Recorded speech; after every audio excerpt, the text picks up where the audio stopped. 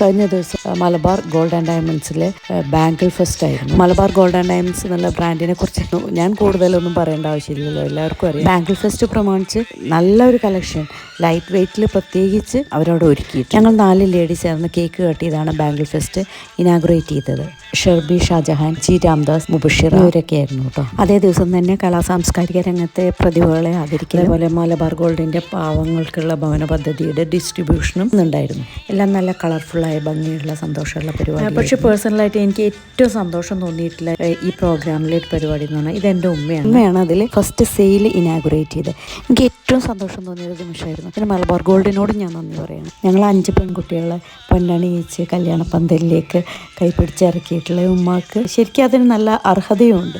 തിരിച്ച് വീട്ടിലേക്കുള്ള യാത്രയിൽ ഒരുപാട് തവണ ഉമ്മ അവർക്ക് എല്ലാ ഹൈറും ബർക്കത്തും ഉണ്ടാവട്ടെ എന്ന് ഒരുവിടുന്ന് കേൾക്കുന്നുണ്ടായിരുന്നു. ഉപ്പുള്ള കാലത്ത് എവിടെ പോവുകയാണെങ്കിലും ഉമ്മേനെ കൂട്ടിയിട്ടായിരുന്നു പോയിരുന്നത്. അതുകൊണ്ട് തന്നെ ഉമ്മക്ക് യാത്രകൾ ഭയങ്കര ഇഷ്ടമാണ്. അതുകൊണ്ട് ഞങ്ങളും ഇപ്പോൾ എവിടെ പോവുകയാണെങ്കിലും ഉമ്മാനെ കൂട്ടിയിട്ട് പോകാൻ ശ്രദ്ധിക്കും. പലരും എൻ്റെ അടുത്ത് ചോദിക്കാറുണ്ട് എവിടെ നിന്നാണ് കുക്കിംഗ് പഠിച്ചതെന്ന്.